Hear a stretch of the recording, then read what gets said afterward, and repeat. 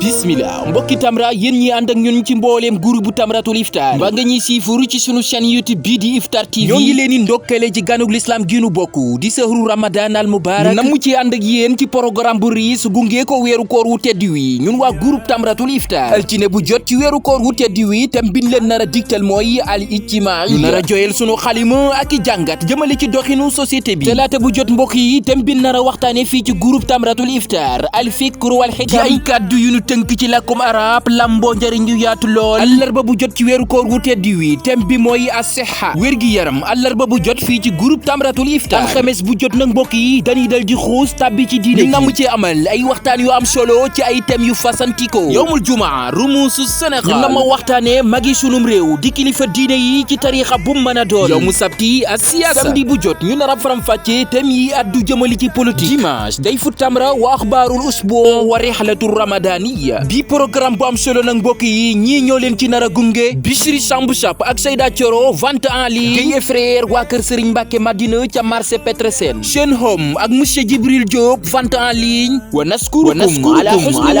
mutabaatikum li barnaamij Tamratul Iftar